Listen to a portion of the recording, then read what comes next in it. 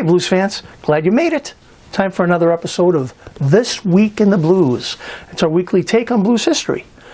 I'm your host, Jimbo Big Train Madsen with the blues band Big Train and the Locomotives. We're your favorite blues nerds. So let's take a look and see what happened this week in blues history. Clarksdale, Mississippi bass player Heather Cross was born February 25th in 1974. Her band Heavy Sugar and the Sweet Tones has appeared frequently at the world-famous Ground Zero Blues Club and has performed at major festivals, opening for B.B. King, Robert Plant, and others. Her sound is all blues, with a soul twist. She says that, "I grew up singing Motown, and a couple of my blues mentors did a lot of 70s soul, so that tends to come out in the songs that I'm writing."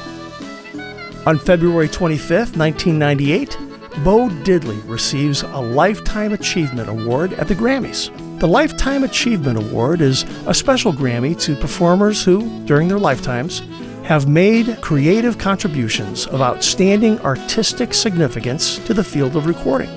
Other notable blues recipients include B.B. King in 1987, Bessie Smith in 1989, and Muddy Waters in 1992.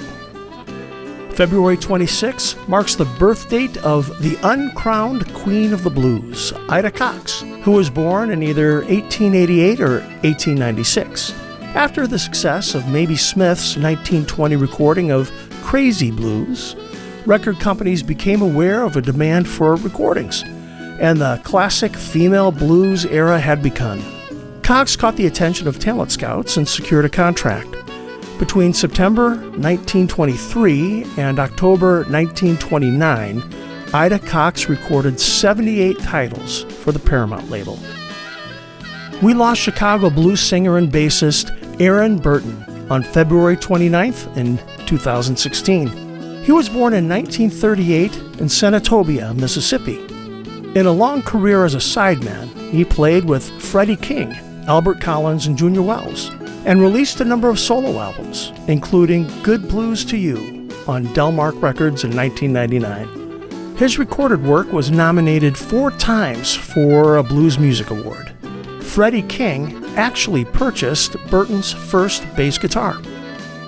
Chicago-born boogie-woogie pianist Albert Ammons was born March 1st in 1907. His parents were pianists, and he learned to play by the age of 10. Ammons had a wide influence on countless pianists such as Jerry Lee Lewis and Dr. John, just to name a few. In the mid-1920s, Ammons and his boyhood friend Meade Lux Lewis both worked as taxi drivers. Soon the two players began working as a team, performing at club parties. Ammons' version of Swanee River Boogie sold 1 million copies, and his 1936 recording of Boogie Woogie Stomp has been described as the first 12-bar piano-based boogie-woogie. March 1st, 1911 marks the birthday of blues singer and pianist Walter Davis, who recorded from early 1930s into the early 1950s. Davis was born on a farm in Grenada, Mississippi. He ran away from home at about 13 years of age, landing in St. Louis. He started singing with pianist Roosevelt Sykes and guitarist Henry Townsend. Davis made his first recordings in 1930 just as a singer. He was a self-taught pianist and increasingly accompanied himself as he became more proficient. Irish blues guitar maestro Rory Gallagher was born March 2nd, 1948. Gallagher formed the band Taste in the 1960s and recorded solo albums throughout the 70s and 80s. His albums have sold over 30 million copies worldwide. Even with a career cut short by illness and a premature death, he left his mark in the blues and rock worlds. Queen's Brian May imitated not only his playing, but his gear early on. Eric Clapton said it was Gallagher who got him back into the blues. Blues musician Maxwell Street Jimmy Davis was born March 2nd, 1925 in Tippo, Mississippi. His real name is Charles Thompson, and I'm not sure how he went from Charles Thompson to Maxwell Street Jimmy Davis, but that's time for another story if I can figure that one out. Anyway, he played with John Lee Hooker, recorded an album for Elektra Records in the mid-1960s, and remained a regular street musician on Maxwell Street in Chicago for over 40 years.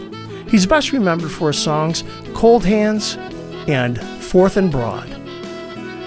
Well, blues fans, we just covered some of the highlights here, but if you want to know more about these artists or the other things that happened this week in the blues, be sure to follow our social media pages or visit our website at bigtrainblues.com. We'll have a brand new episode next week, so we'll see you then.